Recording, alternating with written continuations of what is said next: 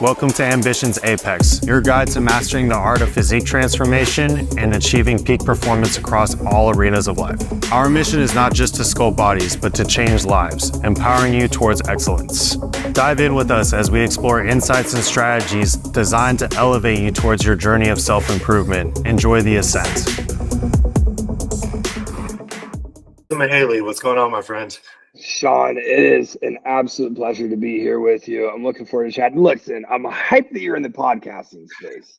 I think one of the best things that an entrepreneur can do is get into the podcast space. So I'm thrilled. Hopefully I can bring some value. Yeah, man, I really appreciate you coming on. I know your time is very valuable. So like I said before we started recording, like this is kind of a personal development venture as well, where I'm kind of exposing myself to the flames a bit since I'm such an introvert. So I appreciate you coming on. It's good to have a friend on here that I feel comfortable talking to. So yeah, good, man. It's funny. You are such an introverted person, like you say, but you and I have had some fascinating conversations and a little bit of time that we've gotten to spend together. And you have a wealth of knowledge, and you also have really good aura that you can share with the world. So being able to open that up more, it's probably going to drive more business, but even beyond that, I think it's just going to make this world a little bit better of a place. And if we can do that, then I think we're winning at the end of the day. Yeah. Man, that's what it's all about. If we could just impact one person, that's power, right? So we have a lot in common, like you kind of mentioned. Before bodybuilding and coaching came along, what were some like earlier passions you had, like sports, anything that kind of sparked competitive drive or whatever it may be in Justin Mihaly? Dude, I played every single sport. Tennis, golf, basketball, football, baseball, everything. And you know what's super funny looking back on? I was always the captain. Like I was always like the leader and the captain. I was point guard, I was quarterback, I was the pitcher. Yeah, I was like always in tennis. There's like each team has like their number one through however many singles there's going to be, and then there's the doubles teams, right? I was like the number one single on the tennis team, like so I feel like leadership was something that I kind of always had, and I loved being in that role. Leadership got difficult for me in college because I went and I ran track at University of Cincinnati, and I was a leader in my sprint group from freshman year, which was really cool. Having the respect of the seniors, the juniors, the people who were actually doing things, because I was not any good. Being a low performer, but having their respect was a good character trait as to what came next. But the men's team had their scholarships taken after I signed my letter of intent, because Title IX made like women get more funding so that they could be equal to basically the men's football team and yada yada. So we got our scholarship stripped. And so the morale was horrendous on the men's team, but the men and the women practiced together. And like the women are on cloud nine, the men are like pissed off. And I feel like I learned a ton about leadership from that. But I love competition. Like if it's pickleball, if we're playing cricket, I don't know how to play cricket, but I'm gonna win. I'm gonna figure out how to win. So I guess it's always kind of been in my DNA. Yeah, man, that's awesome. I had a lot of action sports in my background. I raced motocross and BMX, so a lot of like adrenaline kind of based activities. Do you still get that adrenaline rush like you would before a big game or whatever, like whenever an athlete's stepping on stage? Dude, I love when an athlete's on stage in like a big show, I definitely still get it. When it's at like a not big show or maybe an NPC show or something, and they're winning, it's like, whew, it's more like a dodge a bullet, because like you're supposed to win those ones, you know. Well, I'll tell you what the best adrenaline rush I have right now is. I'm not sure how versed you are on this. I've gotten into public speaking, and I'm booked for quite a few ventures, which I'm really excited about this year. I have 8 bookings now. But every time I'm public speaking, I'm delivering uncomfortable messages. If you come to one of my events, it's not gonna be warm, fuzzy, and cozy. And I'm not think something beautiful about me is I'm not selling you shit. Everybody else trying to sell you something, so they're trying to make you feel warm and cozy. I've got an engagement this Friday in Nashville. Saturday in Nashville. And there's a part of my speech that is, even when I go through it in my rehearsal with my coach, in my rehearsal in front of my friends, in my rehearsal with myself, it is so uncomfortable and constricting. So the energy in the room when I deliver this part is going to be like you're going to be hearing a pin drop. It's going to be hard to breathe. Mhm. That shit gets my adrenaline going so hard right now because that means you're delivering the message to the people who it needs to be delivered to. You're opening pathways, you're planting seeds. Um, and man, that's powerful. Like that's impact. So that shit gets me going now. The same way that getting the ball when the clock's winding down and the game's on the line, like yeah, this shit gets me going. Yeah, that's super awesome, man. One of my favorite quotes is that like your success is directly correlated with the amount of difficult conversations you're willing to have. Yeah. So being placed and like, there's this kind of idea that it's like good vibes only all the time, but sometimes you need to expose yourself to a lot of discomfort and put yourself into very uncomfortable conversations with yourself and with others in order to grow, right? Dude, are you familiar with AQ? Like IQ, EQ? Are you familiar with what AQ is? Um, it's adversity quantitance. So it's how well can you bounce back from adversity, just like emotional quantitance, just like intellectual quantitance. This measures your ability to bounce back from adversity. And it's a more recent, maybe development that the psychology community has kind of taken on. But Sean, dude, the more you put yourself in adverse situations that are just really difficult and really uncomfortable, oh my God, there's a direct correlation to how you're going to operate and execute in real life and in entrepreneurship settings and coach settings, and whatever the case may be. So, yeah, I think AQ is something that you would be really fascinated with. I know you've had a lot of adversity and stuff pop up, throughout the years of climbing that theoretical mountain. AQ is fantastic. And I know, I'm sure if you look back like 3 years ago, the way you handle hard shit right now is way different than the way that you handled hard shit back then. And that's just your AQ growing. Dude, I love that. I'm definitely gonna dig into that. And I think it's just like training or anything. Like when we expose ourselves to a stress, we adapt, right? So it's a very Mhm. similar thing. So like adversity, mental adversity, and that's something I've also been interested in. Is that there's a correlation between how many personal relationships you have and Mhm. how long you live, right? And Yeah. there's a lot of studies about that. So my kind of theory on that is that the more personal relationships you have, the more adversity you have to face, right? And the more Yes. stresses and drama you have to deal with. And so I think that that adaptation to that stress and mental fortitude is what helps us live longer. Um, Mhm. what would your thought be on that? Dude, I agree very heavily with that. I'm not sure if you've heard of the book Lost Connections. That's a fantastic book. It's an uncomfortable book to read because we all have our preconceived notions about anxiety or depression or any mental health ailments. Obviously, something I feel very passionate about is men's mental health. But a friend recommended the book. I start reading it, and it's absolutely fascinating how they were able to bring up every single um, reverse reaction or thought process to what they believe, which is that depression and anxiety are large in part due to lack of fulfillment, so purpose, and lack of community. And if you fix these two things, then you're very likely going to not have poor mental health, not be depressed, not be anxious. And, in America, there's far more um, anti-anxiety, anti-depression meds than anywhere else. And, not to venture into that direction, but the issue becomes when you go to all these other countries, like there's places that anxiety and depression don't exist. And they're connected to the internet, they're connected to social media, they're connected the same way we are, but they have extremely ironclad community.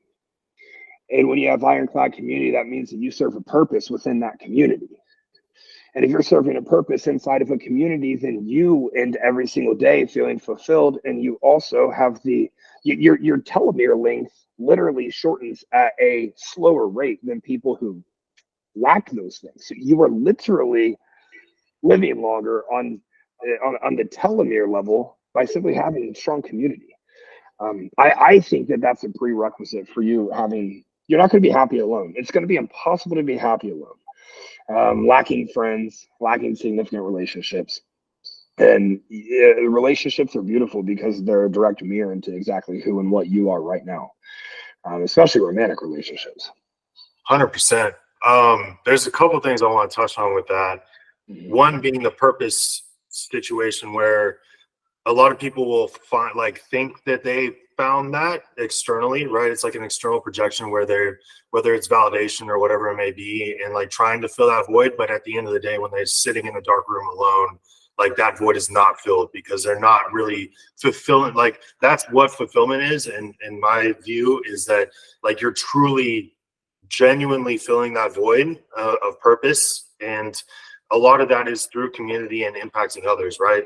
A book I've been reading is called Sex at Dawn, and it's more about intergender dynamics stuff. But one thing that it talks about a lot is that there's this notion that like, before there was like tribes and more competitive and like warfare and all these different things, humans really just shared everything. We lived in very tight communities. There was no war. There was a lot of abundance, like during hunter and gathering kind of phases of humanity, and everybody just shared everything, and there was a lot of peace, and everybody just contributed to the bigger picture. There was a lot. It was just very tight knit and very connected. And it seems that people thrive in that kind of an environment a lot better than they do when there's all this external projection or validation seeking, like we see on social media and stuff as well. And then people kind of also will start to develop these patterns or thought processes. And I'm very empathetic because I've had my grappling with things like anxiety, depression kind of patterns, right? I like to call them patterns rather than like a permanent state of being, because, you know, people will attach their identity to these things. It's like, oh, I am now this, and now like they're attached to that, and they're attached to that pattern forever now. Like they're basically, you know, digging themselves a hole to some extent. But yeah, so that's very interesting. And what are your thoughts on kind of like that, like what I mentioned with like the hunter-gatherer kind of mindset of being closer with a tight-knit community? Yeah. You know what's fascinating about that, Sean? I'm glad that you brought that up. I haven't talked about this anywhere yet, but this is a perfect platform to use it. All of the tablets, all of the way that they kept history, all of the writings from the hunter-gatherer phase, they documented unbelievably well. And it's fascinating the way that it's almost like they had this foresight that what they were doing then is an impact into the future of society. There's no anxiety mentioned anywhere. There's no depression. Imagine you're in a community of 50 people, you have a role in a job. Oh man, I gotta take a mental health day. I can't show up today. Well, 2% of the workforce just dropped off. And you don't have your community does not have the resources available for 2% of the workforce to drop off for a day. Like you have to show up, you have to execute. And that's not saying that like mental health issues are real and they exist. And I'm not saying they're fake and made up. I'm saying an easy way to gauge. This is a brand new thing that I'm presenting on the podcast actually tomorrow, so it'll be on yours first. The more external opinions you have of others, the less self-awareness you have. And when you are disconnected from yourself, of course you're going to be anxious. Of course you're going to be depressed. You have no fucking idea who you are. And all you do is you throw stones outside of a house it's not a glass house because you don't have any foundation in your house. You don't have anything. You're just standing on this concrete slab, throwing stones out, and they're landing nowhere because you haven't built anything internal to actually live inside of.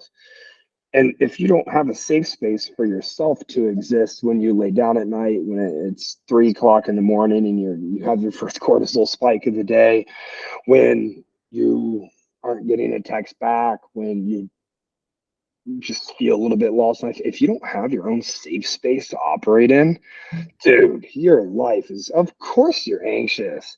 Of course you're depressed. You're focused on what Sean and Justin are doing. You're focused on trying to tear that down. you're you're focused on the wrong things. And it's like the average person, this is a big part of my speech I'm delivering this week, and then I'll toss it back to you. The average person is overweight, is divorced, and has less than $1,000 in their bank account. The average person also, Sean, lacks extreme self-awareness. I mean, we know that 14% of people are self-aware, according to recent literature that seems pretty legit. Which actually, I thought that number was a little bit more than it was. 92% of people thought they were self-aware. 14 actually show signs of being and exhibit qualities of being self-aware. That is mortifying, and you place it next to the mental health numbers, and it's like, yeah, there's a direct correlation between the two of those. So yeah, social media has a big part of it. Lacking purpose has a big part of it, but I think our education system sort of tears that down.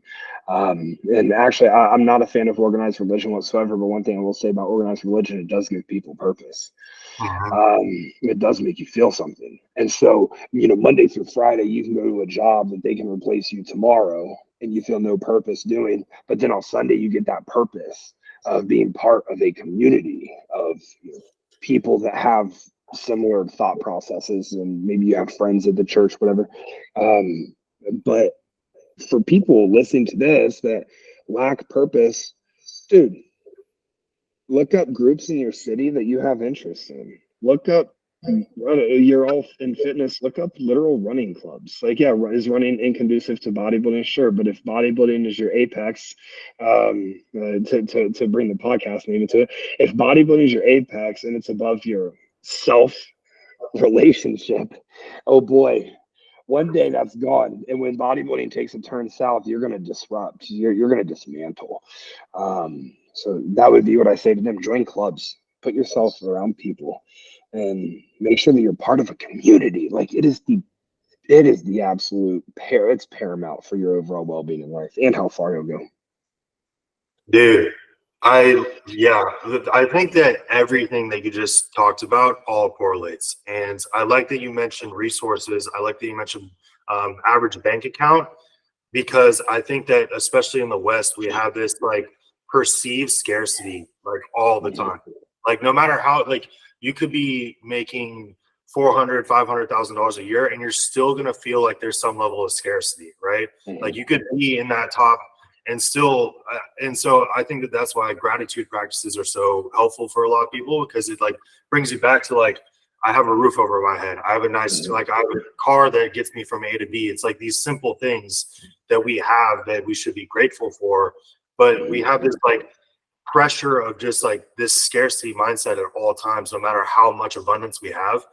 And that's why I mentioned too, that when we were like in more hunter-gatherer type phases, there was always abundance. Like, everybody shared everything. And half the time we just spent like playing with each other and like having a good time and partying basically. So it's like connecting with people. And I think that all these things are contributing to people just having this emptiness. Like, it's like an empty vessel and lack of fulfillment because they're not connecting with people. They have this sense of scarcity and lack of gratitude for what they do have, and all these different aspects. And then they're seeking that external validation to attempt to fill the void. And that probably plays into the lack of self-awareness or lack of like conscious awareness, where they're not able to really like try to fill that void with something with a lot more substance, like connecting with people, impacting others. There's a lot of like little things too that you can do to like help your community. So like one thing I'm very big on, and I can't remember who I picked this up from, but when I go grocery shopping, instead of like, even just because, people will like put their cart up on the curb or like in a parking lot, which is an awful activity, but I don't just put it back in the corral. I take it all the way back to the front of the grocery store, and I'll pick up other grocery carts on the way there. Like, if that's amazing. I love that. And it takes like a minute and a half of my day. And so it just takes a little bit of effort sometimes to like help out your community. And that's like one less, like, sure, somebody's getting paid by the hour to do that, but I'm like, I see it as my community, and I try to disconnect from just the monetary exchange of things. where like I'm just helping somebody else out, and like that's a little bit of effort I can put in to benefit somebody else, right? You know what's fascinating about you saying that? I love that you do that, by the way. Disconnecting from the monetary value of everything. You're living in a complete abundance mindset at that point, and you can get there even if you don't have a lot of money coming in. You genuinely can. Yet, if we're married to how much is continually coming in or how much we can save or how high we can get the bank account, you can have $5 million in the bank account and you are still going to be in a fixed mindset. You are still going to have a scarcity mindset. If you can get to a place where not everything is a fucking transaction, well, I mean, you are going to go limitless. It's an energetic exchange. It's an energetic transaction. It's not a fiscal transaction. This is like I do something similar that it's way less work than what you're doing. But if I'm walking on the streets of Austin, we have a full-time they're called the Austin Alliance crew or something like that. Like, dude, there's like 100 people that are going downtown Austin, like picking things up on the sidewalk at all times. They get paid for the job. It's like that's their career. Dude, if I pass some trash on the street, on the road, there is trash cans at every single corner in this city. I pick it the fuck up. I walk it to the trash can. I put it in the trash can. And that is just, I view it as this karma bank, right? Like every time you do really, really good things, like that might be 1 point, right? If someone's talking poorly about you on social media and you don't respond, that might be 5 points. If you open the door for somebody who's struggling to get out the door, like an older person, that might be 10 points. To you taking the shopping cart back is pretty good effort. That's probably like 5 points. I don't know. I view this karma bank, and I'm not sure if it's quite real, but my life has ended up absolutely amazing. And the more I do things that it would be like good karma, the way better my life gets. So I feel like it's very real. I love that. And I think it's partially because you and I, like, we help so many people. We do have that, like, that void is filled for us. So we have abundance of energy to like give back.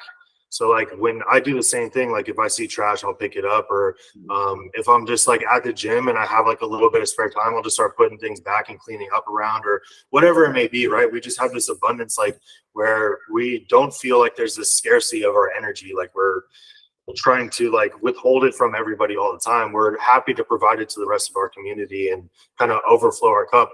And I always say, like, you can't pour from an empty cup, right? And you have to fill your own cup first before you can pour into others. So I've said that to people, and people will like hate that. They think that it's like a selfish thing, but I think that that's kind of low level thinking in terms of understanding the grand scheme of things and contributing to the network of humanity in a positive way. Like if you can fill your own cup first and have it overflowing to the point of being able to expend it into others, like that is leaving the world a better place than you found it, essentially, versus just taking all the time, right? And then you're essentially just consuming and leaving nothing left for anybody else. So if I think if more people thought that way, then I think that everybody would be contributing better to the grand scheme of things and the network of humanity.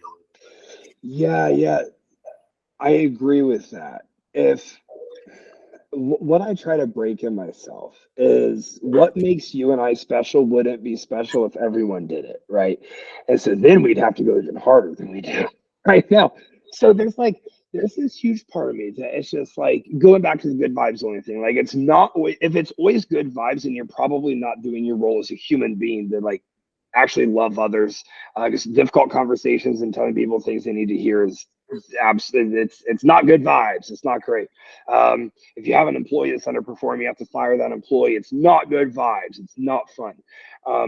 And so back to that, if there was a world that everyone was just simply like kind and people were never commenting like negative stuff, or we all just agreed on principle foundations of being an okay human, then oh man, I get challenged with this, Sean, because you have to have bad people, you have to have evil, you have to have back to the anxiety and depression, you have to have it, you have to have all of these things. And I think what's cool about having a podcast, and What you'll be able to soon find is exactly like who your niche and demographic are.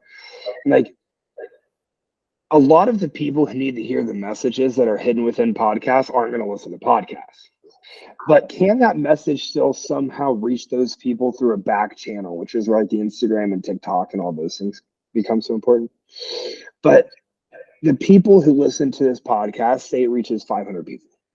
If all of them started picking up the trash, started returning the grocery cart, started holding the door open a little bit longer, started just simply doing more generous shit, their lives would 10x just from simply doing more generous shit.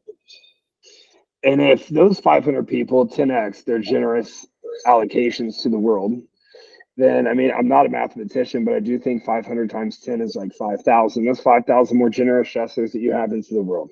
And like that's simply making the world a better place. I embrace the bad people. I embrace people who maybe talk poorly about me. I embrace the people who have evil to do in the world. I embrace all those things because I still think that we can make more kindness and generosity exist in this world. I really do. Yeah, you've touched a couple times on kind of like criticism and negativity, especially on like social media stuff. Now, I think that partially it's kind of like almost like energy vampires where they're trying to fill that void externally, right? Where they're like trying to drain your energy and pull it into themselves, and they're still going to be left unfulfilled. What are some things that you do to better manage criticism? Because it's inevitable for anybody that leads in any capacity. Like we're going to have some level of scrutiny. There's going to be people that don't like us. It's just an inevitable part of being in the position that we're in. I work with a business mentor too, and he reminds me of that all the time because I can have a difficult time with that sometimes because I have such good intention. And for somebody to strongly dislike me or even to the extent of hating me is like hard for me to fathom sometimes. So he always reminds me that it's just a part of the job description. So what are some things you do to better handle that? Yeah, that's a really good question. I was helping my friend Jeff Sue through this earlier today. He reached out to me about the exact same thing. He was like, "How's come you never respond to any of this? Because this person's going off on him on some platform, and it's like affecting his sleep and that." And I was like, "Dude, there's a few routes here. One, it's the whole thing about nobody criticizing me is in a position that I would want to be in, and every single one of them would trade me positions immediately. Number two, most of the people criticizing me are employees that failed or clients that failed, and I held to a standard they weren't able to uphold. So, yeah, if you fire people, they're probably not going to be super happy with you." Right? I mean, this is a basal foundation of life because the whole self-awareness thing, they're not able to see the things that they got fired for. They have to project to make it look better on themselves. But I like the term energy vampires. I think that that's a legit thing. You put yourself into a role of being a leader of other people, and there's not a single person that was a disruptor in society that everybody loved. It's impossible. It doesn't exist. If you put yourself in the position to impact others, to have conversations like the Grow It podcast platform has gotten absolutely massive. And I know on every single show, I get anxiety about it. On every single show, I am going to talk about things that might rub people the wrong way. I'm okay with that. You have to get to a point that, well, I am okay with this because if everyone's agreeing with me, I would have no impact. I wouldn't be able to have the life that I have, which I'm really happy and fortunate and grateful for.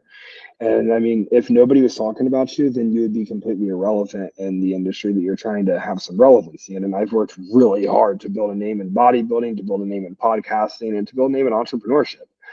And my final note is, hey, y'all can talk about me, but I mean, Together More has 42 sales calls scheduled this week with staff.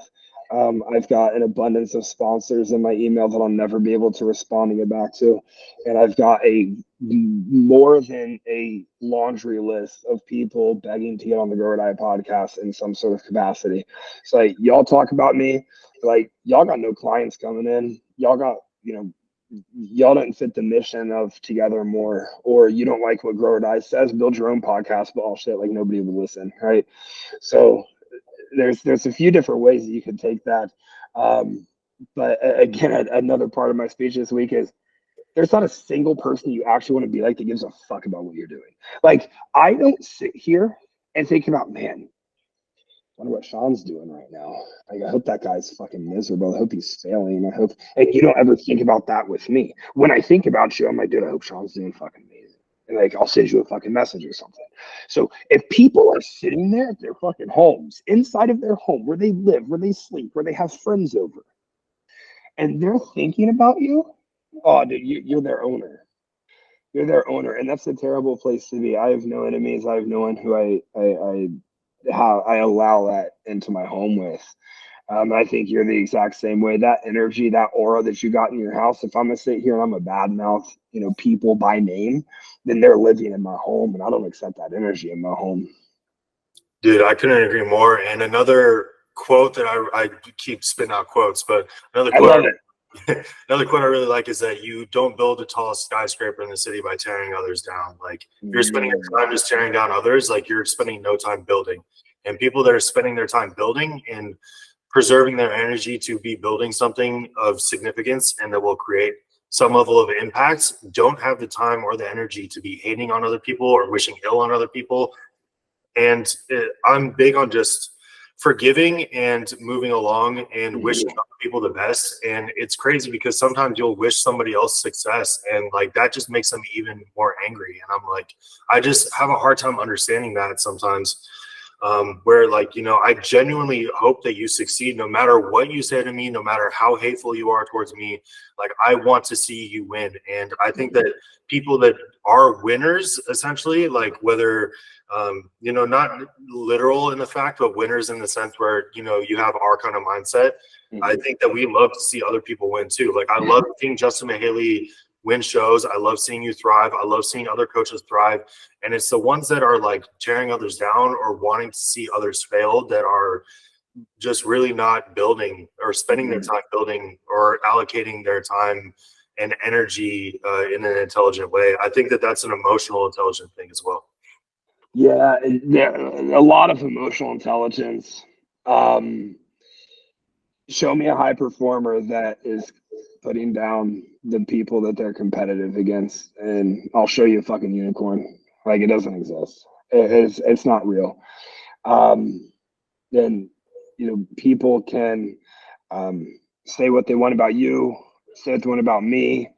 At the end of the day, their subconscious is keeping score, and they've got to go to bed every single night upholding lies or following through with their identity of I hate Justin Mihaly or Sean did me this way or what the fuck ever. None of it's real. And if it was real, we wouldn't be continually doing this and our personal growth and our business and any of it. It's funny. I've heard, obviously, Team Mihaly recently rebranded to Together More Fitness, which is a beautiful concept that we have. But you know how many times there's been a split. So I never publicly talk about splits. They 100% of them have gone nuts on social media. I've never talked personally, openly about it. You know how many times over the last 8 years, Sean, people talk about Team Mihaly's falling apart. Like, oh man, like they're not doing well. Oh man, what, like, dude, we just finished our 5th straight year of 7 figs, and it's only going up. Like, the more that's happening, the way better. We literally see in spreadsheets, man, the more adversity, the more you're being talked about, the more people you separate from, the more business grows.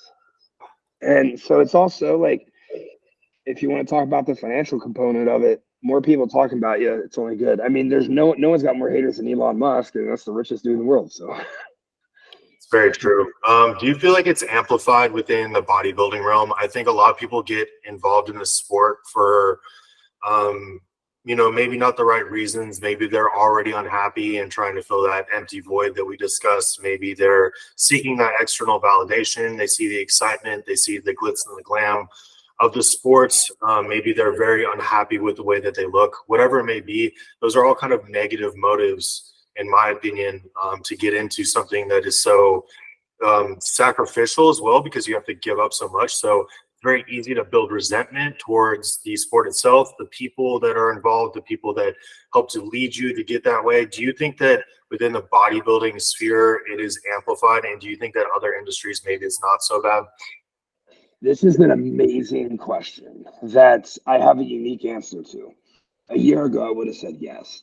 Now that I'm heavily immersed in the podcasting space and also the entrepreneur space outside of fitness and bodybuilding, this should exist everywhere. Here's the difference.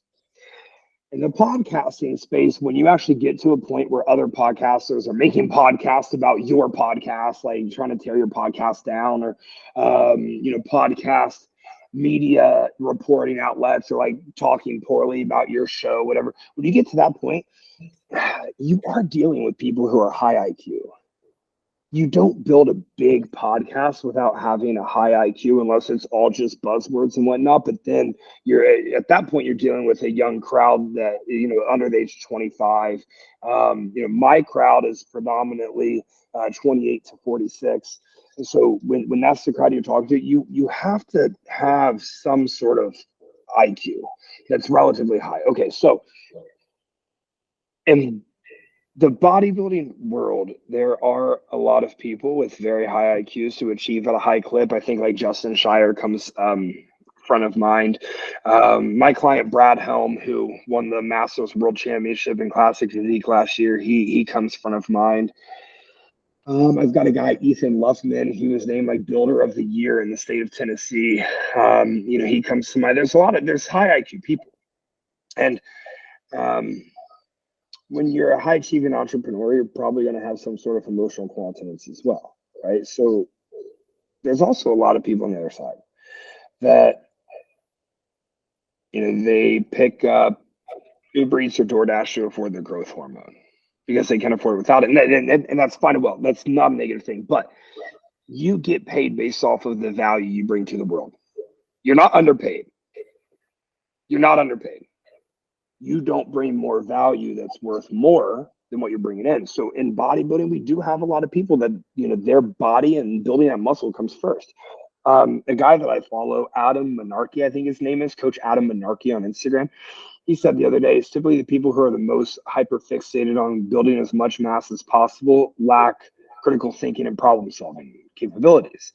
And there was just a guy the other day I've been nothing but cool with. He made this long ass Instagram story talking shit about me. And I hit him up and I was like, hey, this is pretty specific. Is this about me? And he sends me like 9 pages back. And at the start, he said, in a roundabout way, yes. And then he explains himself. And I'm like, dog, if you gotta explain yourself in 9 pages over Instagram, then you're very insecure. And I'm clearly striking a nerve. And that's I'm great with that. Take it to your therapist, though, not me. In the bodybuilding space, compared to the podcasting space, it's a huge IQ thing. Now, the bodybuilding space compared to the entrepreneur space goes back to the whole AQ thing. Like, dude, you're an entrepreneur, and I'm not sure everything that you're involved in, but you have a high AQ if you've made it to this point in business. You have success. You've had clients win shows. Let's call it space mate. In this space, you start making money, then you've gone through some shit to get to that point. So you have an adept AQ. You're an entrepreneur. A lot of people in the industry lack AQ. So now we're lacking AQ, we're lacking IQ. Well, people with high EQ don't start bodybuilding. People with high EQ who were already bodybuilding, yeah, they can definitely continue bodybuilding and go on that path. So now we're in a place where if your main focus is how much muscle you build, we kind of know that you're lacking all 3 of these things. And I've been there, like I've done it. So now you just have fucking cavemen throwing stones at one another with that don't communicate about what the issue is or find a resolve because they lack the ability to do so.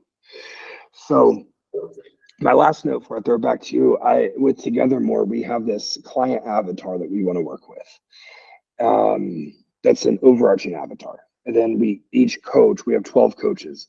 Each coach has their own individual avatar of who they desire to work with. My avatar is still very heavily bodybuilding based. But if you don't have IQ, EQ, and AQ, then I don't want to work with you. But you also probably can't afford my raise. And I mean, it's real frustrating when you go into like see these $300 monthly payments that like fail how many times. And I'm like, dude, like you shouldn't be bodybuilding. Like, let's get our life together first. You know, like let's. It's a difficult conundrum to be in because the better you get at bodybuilding, if you're in it for these selfish desires, the further from the shit you actually really need to work on to level up as a human you're going to get, because bodybuilding will continue feeding, you know, that drive. And dude, I mean, dude, I have a strong narcissistic and ego drive. Why do you I want my podcast to be listened to by 20 million people a month. I want all of my companies to make a ridiculous amount of money and I can sell them and provide amazing things for the people that I love and care about, specifically my family. I want my clients to win every single show so that I can have the feather in my cap of, oh, I'm good. They want that. You want that too. Like we have huge egos. We have narcissistic drives. But that without the EQ, oh, Yeah. tough place to be, tough place to live. And we have a lot of that going on in the industry. There's a couple things I want to touch on there. I like that we have 3 buckets here. We have IQ, EQ, and AQ, correct? Mm-hmm. And IQ, I mean, there's a grand debate about this lifelong or time-long debate about if you can improve your IQ. I think it's a little bit more genetic where you're kind of just, this is what you got. Maybe you can tilt the needle a little bit, but with these other 2 buckets, I think that we can dramatically shape these to our liking with intentionality, right? And I think with bodybuilding, because you have to prioritize, so like it's 365, right? The eating, the training, the cardio, and it's such a luxury too. Like you mentioned, growth hormone, for example. I mean, the whole sport is such an expensive endeavor if you want to do it correctly.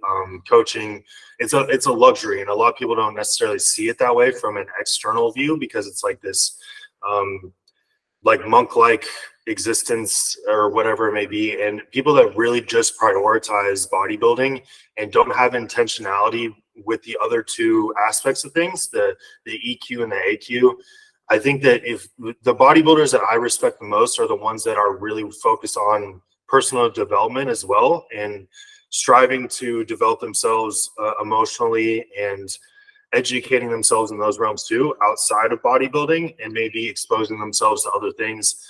And then the AQ, I do think that, you know, bodybuilding does have its own adversities within itself, like handling wins and losses. I've talked about this because I recorded a podcast with Dom Kuza before this, and then I was on another podcast recently too. And I talk about how you can tell the athletes that we get that have participated in sports in the past as well, because they learned how to handle a lot of those adversities earlier on when they were in more developmental stages before they became an adult. They learn sportsmanship. They learn how to congratulate others when they lose and somebody else wins. They learn like all these other things. And, you know, some of that comes along with having strong leaders present as well, whether that's coaches when you're young or father figures or whatever it may be, that can help instill these qualities in you and these characteristics, and, you know, be like, why are you crying over a loss right now? Like, you know, get it together. Like, you know, so I think a lot of these things can be developed over time. And I think if a bodybuilder can have more intentionality behind those other 2 buckets that we're discussing, emotional intelligence and being able to handle adversity better, I think that would be extremely valuable to bodybuilding athletes. And then you also mentioned narcissism, which is interesting because that's something I've analyzed a lot over the past couple of years. I'm not sure if you're familiar with the dark triad. So there's like sociopathy, there's narcissism, and then there's Machiavellianism, which is like manipulation and stuff. And I think that all 3 of these things, like every human has them. Like it's the capacity for evil, essentially, right? And I think they're all on a kind of sliding scale, or like you can tilt the needle in certain directions. And I think us as leaders, like we kind of or as entrepreneurs, especially in such a competitive space or where there's a capitalistic kind of environment, and like in the West, I think that like that we kind of have to tilt the needles to some extent. I mean, sales in general is some form of manipulation. You're getting somebody emotionally excited to purchase something, right? Like that is essentially some level of manipulation. Narcissism, you know, we have to care about how we look to some extent. We have to care about vanity. We have to care about how we present ourselves to the world. And that goes along with sales too, right? There's sociopathy where like we have to disconnect emotionally to a lot of things, right? Especially as coaches, if we get overly emotionally invested in an athlete, sometimes that can like potentially ruin our business temporarily or do all kinds of damage to us mentally, emotionally, physically. So it was interesting that you brought that up because that's something I've been analyzing a lot over the past couple of years. What are your thoughts on that? Yeah, people love saying like, oh, like Justin's such a narcissist or Justin's so manipulative or whatever. Like, well, all right, if that's what you think. Let's see. I've had 4 athletes go to the Olympia who, before they worked with me, were not even touching first call outs in their shows. I've taken athletes in 12 months from you're literally 4th place at a state show in Texas to winning your pro card at nationals, the most difficult show. How the fuck do you think we did that? Is it because my brain is so, I have the best protocols ever? We're using a certain, oh, it's because I gave them self-belief. Because I believe in their ability to do it. And I learned the human being. And when you learn the human being, you know exactly what levers to push, exactly what levers to pull, and you know how to get more out of that human being. That is manipulation. So if I'm some master manipulator, then my God, like Hani Rambod is too, you know, Bill Belichick is too. Like Nick Saban's the greatest manipulator that I've, you know, seen exist with the impact he's had on people. And sometimes you're working with people who have never had someone believe in them. If you believe in somebody else and you instill that belief in them, you manipulated them. 100%. Period. If you change the way that someone's physique looks, you manipulated them. This isn't bad shit. And how do you become the best positive manipulator possible? By having narcissistic drive. I crave winning. I crave getting the message that I was able to help shift somebody's life perspective. I've got a guy, Jonathan Alvarez, down almost 100 pounds, and he sends me these messages about how he's going on dates and he's feeling so confident. He's doing the thing. I crave that shit. If I didn't have a narcissistic drive, then I wouldn't need those things. I wouldn't be able to help these people. That's such a common thing. Justin's manipulative, Justin's narcissistic. Good. Awesome. Because it's literally changing people's lives. And we're not even going to get started about how when you can instill that into employees and then they get to instill that into their clients and then they get to instill that along in this massive farm of what TM is.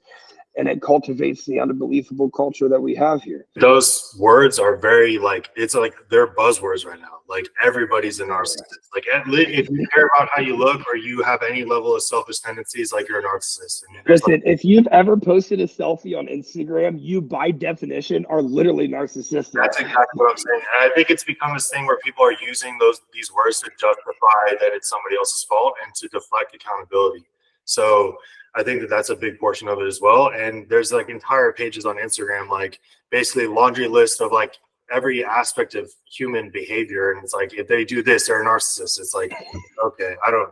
So I think because we're creating a net positive results in humanity and we have positive intentions to positively impact other people and to fill our own cups enough where we are overflowing into everybody else, whether that's resources, whether that's just general energy and motivation and positively impacting other people's lives in any capacity. I think that's like that automatically kind of, because these are very negative words, I think, like narcissism, manipulation.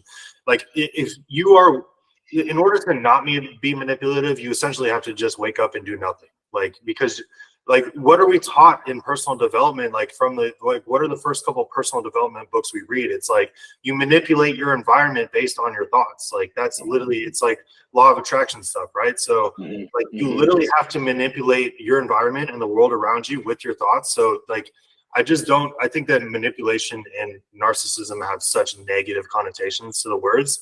I don't think that they're the appropriate terms to call Sean Irwin or Justin Mihaly by any means. I think that it's just slapped on us as like a deflection of accountability to some extent.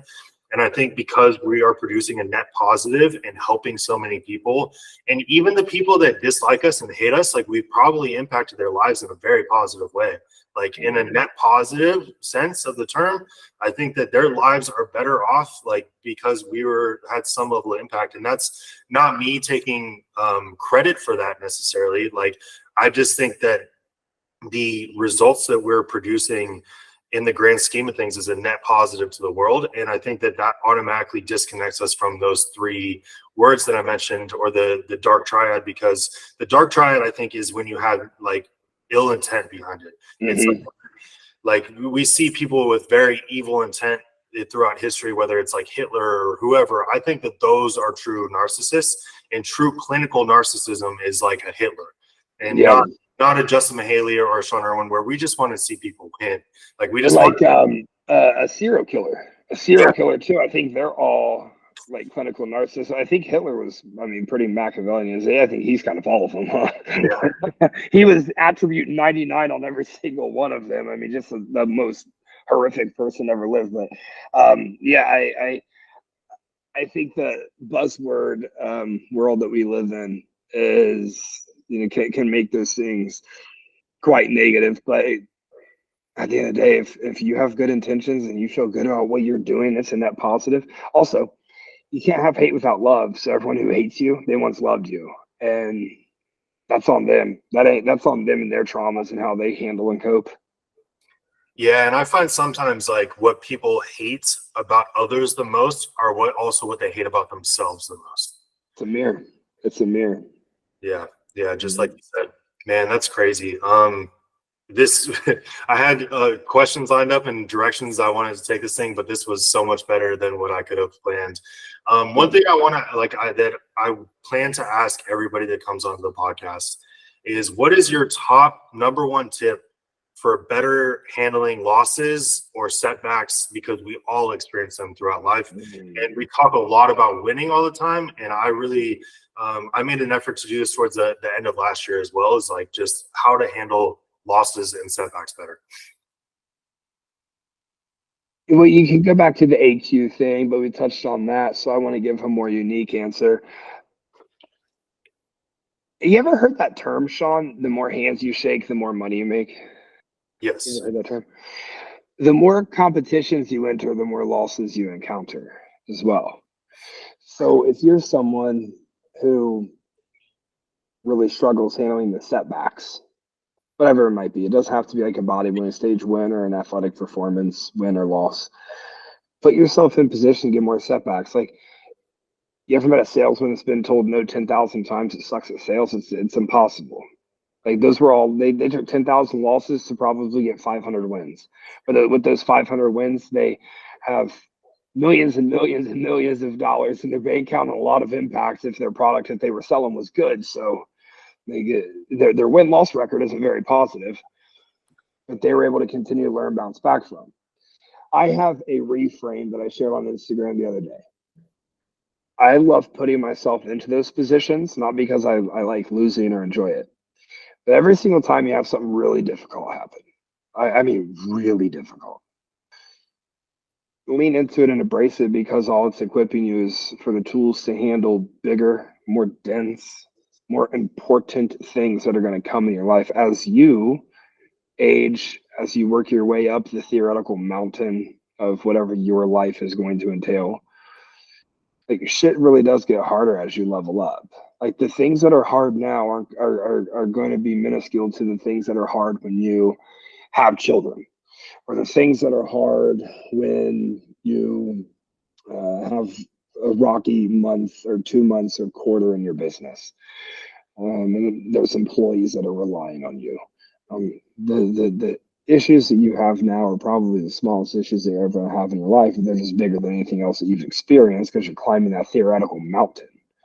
So lean in, embrace it. For the shit that actually matters, this is sculpting you to be able to better handle those things. So I don't have it. It's not some sexy self-improvement answer. It's literally, dude, fucking lean into it, embrace it, breathe through it, let it sit in there. Don't run away. When hard shit happens, sit within it, embrace it, and and suck it into your soul and make it become part of the identity that you want to forge.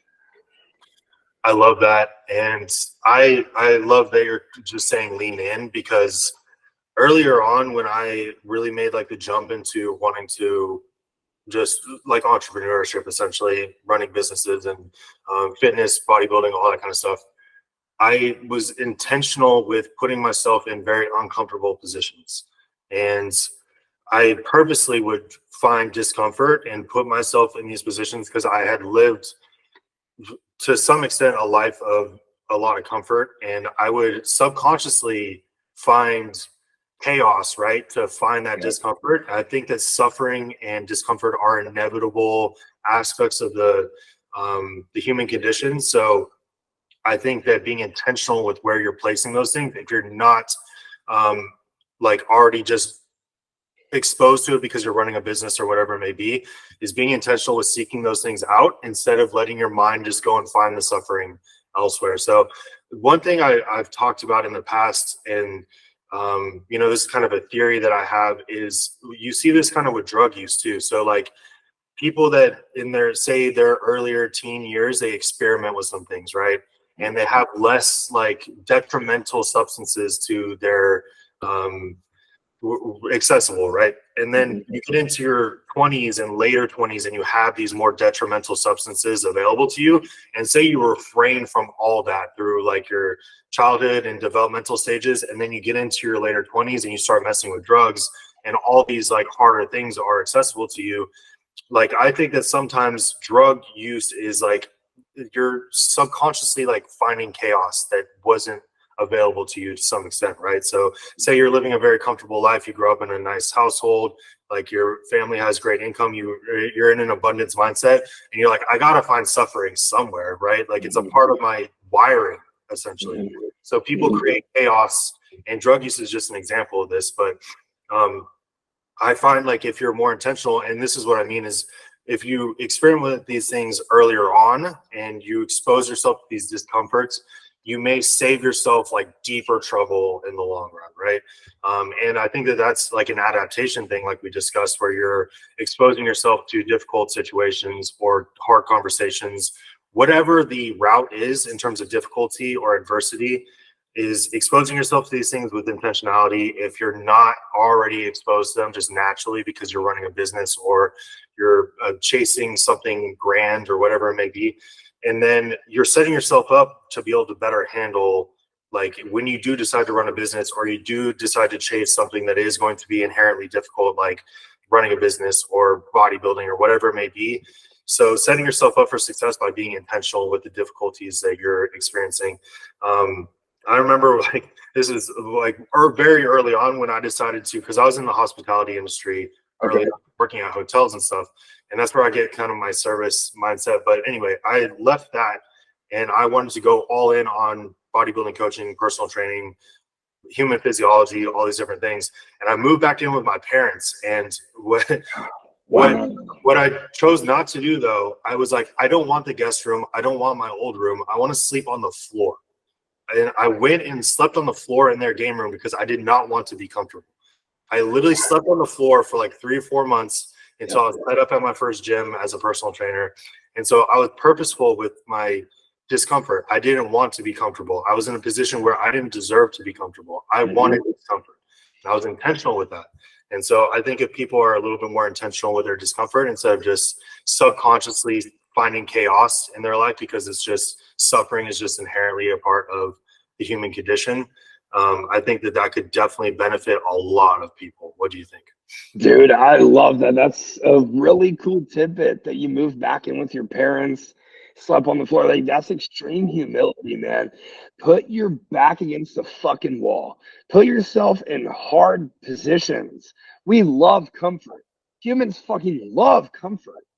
Man, it just holds you back so much. We also pander to people who get comfortable, meaning if you're super comfortable in your life, then you're probably not surrounded in an environment that's holding you accountable. And if people don't hold you accountable, they don't actually love you. Mhm. That's not real love. And that you might think that they do, but there's likely a lack of love they have with themselves. They don't have self accountability. They don't have self accountability. Then how the fuck can you hold somebody else accountable? Yada yada, so on and so forth. Dude, put yourself in the hardest possible situation that you can be. When I moved to Austin, man, the woman I moved down here with, like, we were doing okay, but we weren't like balling by any means. And we identified, no, we're living downtown. We're getting this nice place that every time the first of the month comes around, we are needing to figure out exactly what to do. And guess what? There was only the first 3 or 4 months, the exact timeline you used, that we actually had to figure out what to do. And then all of a sudden, the first of the month came. It didn't matter very much. It's like, oh, like, we're good. We're good this month. Like, make yourself wildly uncomfortable with the environment that you're in. And it really is the adage that is always going to hold true, no matter how cliche it is. Like, diamonds aren't made without pressure. Without the pressure, it's just dirt. It's just dust. It takes a ton of pressure to make that diamond. So that's a great metaphor for life that, unfortunately it is cliche and overused. But yeah, I love that, man. Yeah, bro. It's that discomfort and that suffering is going to find you if you don't find it. So be intentional with it, find it yourself, seek it out, and make sure that it's going to lead to something productive and productive for the people around you and the community around you. And you will feel much more fulfilled, and you will have that void filled that we have discussed throughout this podcast. But man, I couldn't be more grateful for you coming on. I really appreciate your time. I know it's extremely valuable. You have a lot going on. What are some additional projects? I've completely forgot to mention, I love that you're rebranding. I think that that's awesome. When I started Saga, for example, I was very intentional about, I didn't want my name attached to I don't want to take away from Team Mihaly, because you've obviously created an immense amount of success with that brand. But I was intentional about not having my name attached to. So before we conclude, I want to know kind of your thought process about rebranding. Dude, exactly what you say. Like, if my name's the one on the entire thing, then I don't feel like my staff has the credit that they deserve. Like, especially Kelly Igo, who's been here over 5 years, and she is remarkable. Danielle, who's been here 2.5 years. Her and Kelly are the head coaches of the staff. Alston's been here about that 2.5 year mark too on the staff. Like, and the rest of the 13 coaches we have, how do they get equal representation if it's just my name, right? Also, I mean, it's like Justin Mihaly, yeah, the guy's a bodybuilding coach. That's not everyone's thing. That's not everyone's niche. Like, Kelly's the greatest health coach that there is on this entire planet. I'll put it on anything. But she doesn't get the notoriety of some others because she doesn't use all the buzzword shit. Like, no, she lives it. Like, she's a registered dietitian. She lives this. And she is immaculate. We're bringing on mental health counselors, 2 of them actually, to just be available for our athletes when they need it. The way that Danielle works with her athletes from an emotional component, masterful. The way that Alston is able to pull things out of his athletes in their training. He works with a lot of guys who, kind of beginning. They would want to pack on muscle and they're a little insecure. Like, that's not bodybuilding coaching. Like, that's life improvement coaching. That's like success coaching, right? So went through the rebrand, and then the first week of the rebrand, we had our biggest week ever in the history of the team. We were coming out of our biggest month ever. We came into the new year. Rebrand launched second week of the new year, biggest week ever, followed up by our 4th biggest week ever. And now we're starting the next week, which has already started with a bang. That it's like, yeah, this seems like it was a really, really great path to go. But I want it to be inclusive for everybody. We are very community based now, and I don't think we had that to the extent before. And the methodology has changed. The core values of what Team Mihaly was is different from Together More. So Together More Fitness is very community based, and this is an entire full scope of physique improvement, of mental fitness, emotional fitness, physical fitness that we get to unleash here. So I appreciate your kind words and support. It means a ton.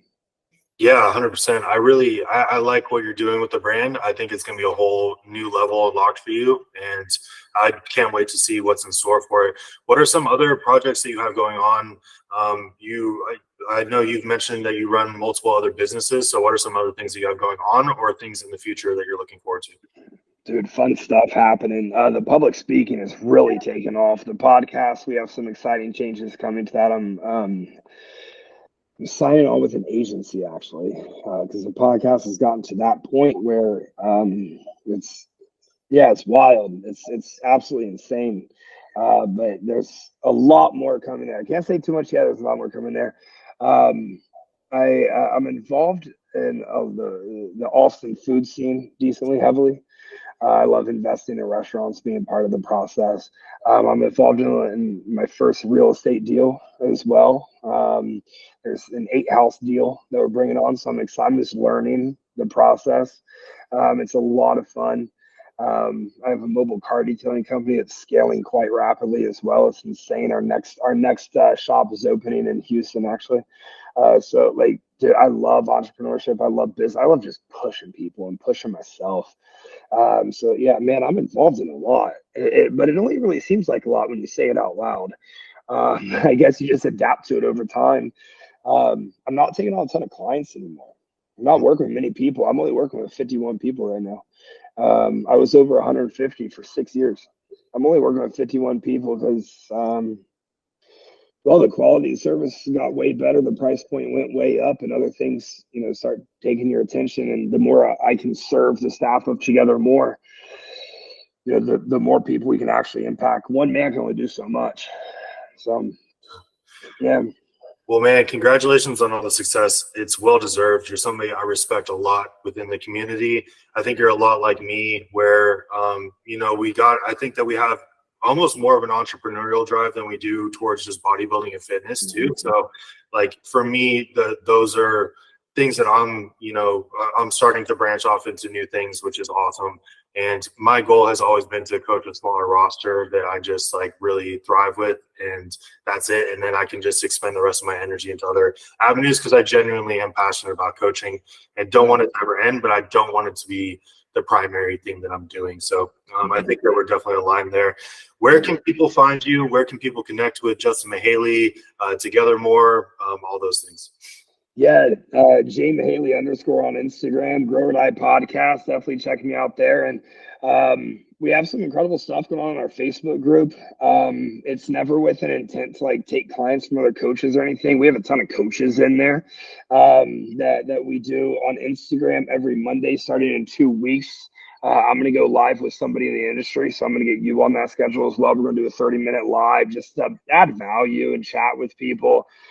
So yeah, what we're doing is very community. Even if you're not an actual paying client, come join us. We have some cool stuff going on. So I appreciate you bringing me onto the show. I look forward to seeing this thing grow. I look forward to tuning in and supporting however I can, within the podcast, but also just as a professional, I'm always here for you, man. I have a ton of respect for you. You've always been amazing to me. So I appreciate this connection. Absolutely, man. I couldn't express my gratitude more. Thank you for joining us. Your journey towards excellence does not end here. We're here to help guide you every step of the way.